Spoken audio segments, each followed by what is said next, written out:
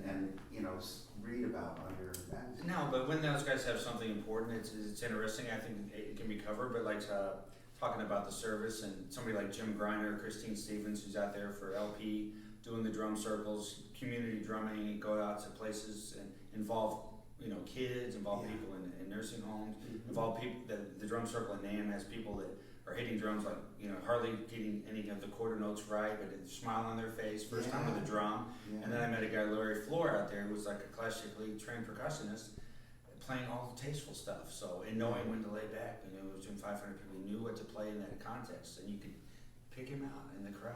So there's a whole gamut of people that play drums, and I guess anybody that says they can't play a musical instrument, if they can dance, at all, or enjoy music, or bounce their head to it, you can play a drum. Yeah, I agree. I agree. That brings up an interesting point, Michael, because I agree with the philosophy that of all instruments, drumming and the whole basis of rhythm is something that's innate in us. It's part of our biology, I believe. And I think that's why drum circles are working in the health community, whether it's for physical or mental rehabilitation and things like that. It's because it's so natural. And like you said, someone that's just barely hitting the drum, not getting the quarter notes on time, but they're getting that joy out of it because it's natural. It's part of us. Would you agree that that's just part of our makeup? Ari Gold put it best in Inventions of Power. He did the air drum film, and he's become a good friend. And even though I texted him early in the morning after we'd spent Wednesday night together, because I was so excited to be at NAMM, and I had some funny ideas, and I woke him up. But the thing about him is always working though. I love that. The thing about I was like, was I stupid enough to do something like that? And I was, and he forgave me. But the thing about him is in that movie, it's like coming up with something out of nothing was his story. And he was a guy that had the spirit to play, but he didn't have drums. Right. So I think that's absolutely true. Just to what was your question was specifically? I'm trying to. The fact that rhythmic playing, is part of human. Yeah, I was trying to get to his quote that at the beginning of the film.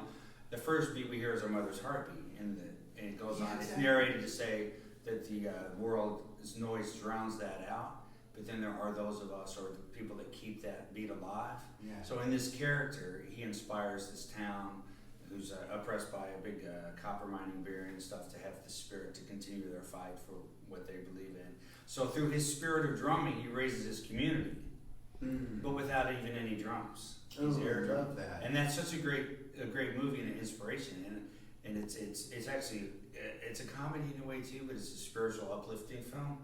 And it's like one of those movies you watch it every time, when it comes on Showtime. It's always a feel-good movie. It always does, and you can always get something new out of it. And so I think that, having that spirit, the guy wanted to play, Rush songs and stuff, but his dad didn't get him a drum set. And I kind of feel like, it took me several years to get the kit, and when you have to fight for it a little bit, you don't give it up. So that's a good lesson, I think. It is. I think it's like if, on the basic level in the world of today, we'll fast forward to now 2013. If someone gets a free gym membership, there's really not a lot of value to them. There's not as much to commit to. If someone gets handed a brand new car, where's the pride of ownership come from? But if you worked at Dunkin' Donuts, which for those of you in the rest of the world, it's what it sounds like is a coffee and donuts. So if you work at Dunkin' Donuts from 7 in the morning to 3 in the afternoon, and then you go bust tables at a restaurant all night, and you save money so you can buy that $3,500 car just to be able to get you around, maybe go see some friends and relatives, and that's your baby. And it's the same thing with drums and drumming and anything else where pride of ownership is involved, and it's not, you don't take things for granted when you earn things like that and make them happen, I believe. Right, and that money has no value except that it buys you the freedom,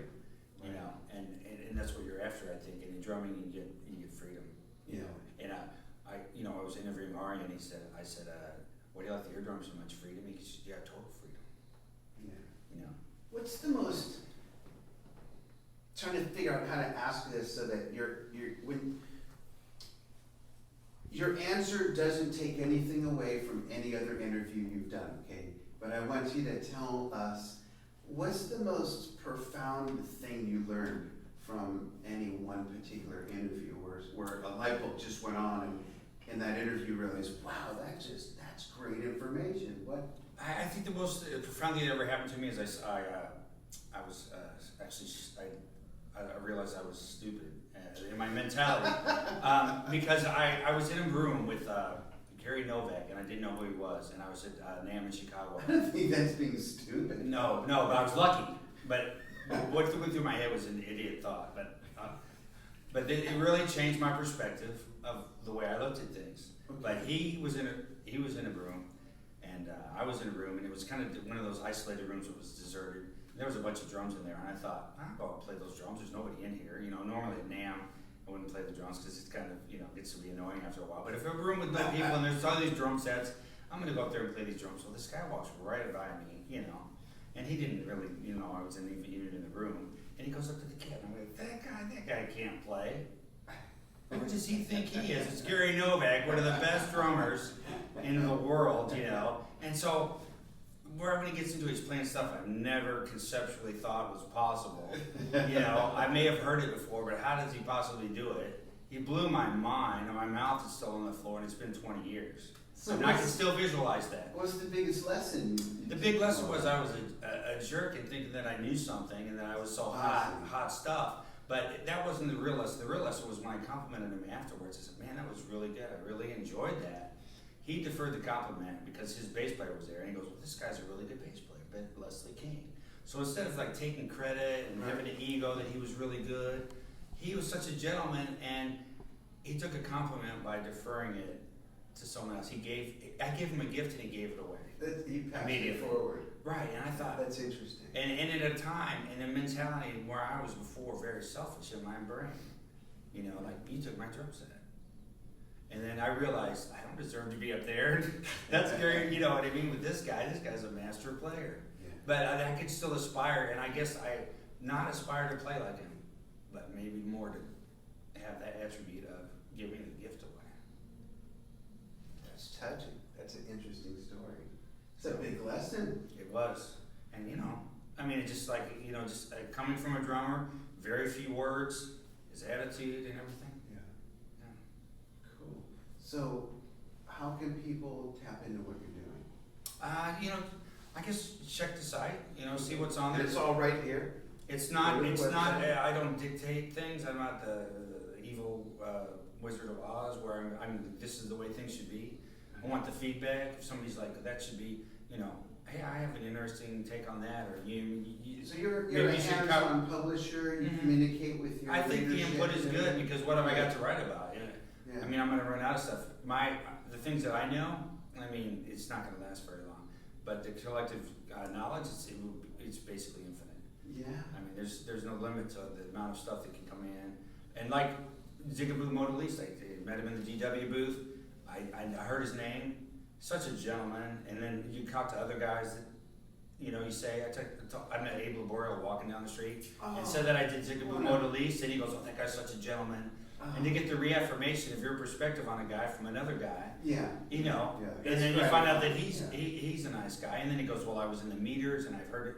I didn't know that, but I heard of the meters, and he said, well, you guys were up for the Rock and Roll Hall of Fame. So to tie some of his history into what I knew about something else, and that I came with an understanding, and those guys are the class guys.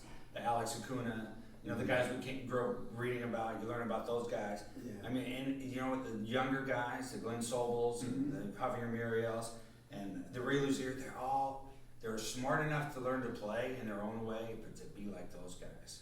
Yeah, they're smart enough to know that. Yeah. And I think the successful guys today know the right attitude, and they give props to the guys that came before them. And so much of it is how they conduct themselves too. It's not just what you are and who you are behind a drum kit.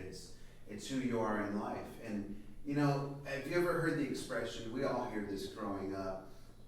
Maybe someone's going to play the lottery, and people say, or they see someone win on the news, and they say, "Oh, money's going to change him, this and that, or her." My feeling is that we are who we are, and how we decide to conduct ourselves and behave is who we are. Money doesn't change anybody. It's an enabler. If someone's, I don't like to cuss on this show, but if someone's think of the worst bad word you could think of, it's gonna make them more of that. It's just an enabler. If someone's a philanthropist and they do charity work, they're still gonna do that. They're just gonna have more to give. You know, everybody has a mission in life, and it affords them that mission, whether it's good or bad, unfortunately. But I don't believe money changes anybody. And I bring this up again because what you're saying, you know, about the Glenn Sobels and Ray Lazier and the way people conduct themselves and learn from people like Alex Acuna who have been doing that for years. It's about modeling yourself after the best, not just in your playing, but in your attitudes and your beliefs. Yeah, I don't think any, you know, money's nice. Like I said, it buys you the freedom. I don't think that any of these guys, you don't play. That's not the motivation. The motivation is to play because you love playing the drums. It does, I mean, like you can't, groceries though, and that's cool. yeah, but you can't pay somebody to sit there and practice it and learn the drums. I mean, That you have to want to do it. It's nice, but you know, it buys you the freedom to do it. Yeah. I have money that buys me the freedom to do what I'm doing, and I'm so grateful. But I'm not doing DRUMline for the money. Right. I think the money, you know, we take it's free, but we'll take a donation. We have some things for sale. But the thing about it is, I put it right on there. It improves the site. It helps me do a better job. That's great. My So goal when they is- go on DRUMline, they It's can actually see DRUMline. DRUMline. I'm sorry. When they go to DRUMline, the site, they can see where they can make a donation or how they can contribute or how to even give you ideas for. Oh yeah, it's totally open. Like you can Okay. email a story and you can blog yourself. I'm playing this show at the Whiskey. This is my band. Here's my video. Oh wow, that's Yeah, it's cool. open to anybody in the world, you know. And then, I mean, I don't know that I can't get everything on there, Sure. you know, but I'm not restricting anybody from submitting it. Yeah, And that's great. you know, if I can get to it and if I can get it on there, I like to make good on the fact that if I, you know, sometimes I don't always edit everything that I shot. I might only have 5 minutes of the 30-minute interview, and I didn't Right. edit the entire interview in there. Yeah. But I've got the stuff, and you always try to expand upon it and put in better stuff. Yeah. But I try to get the best parts of it out there, and because there's so much coming in all the time, I have to filter it a little bit. I like to have the time to put everything out there, you know. Yeah. But I try to get the most out that I think that is interesting. That's awesome. Tap into it, folks. DRUMline, another great resource for great interviews, lessons, discussion. I'm so glad that we met. I know. Help promote each other's I stuff. feel lucky. Michael Miller brought me here, and it was like a bonus. I feel lucky. To see you work and to learn from what Thanks. you do.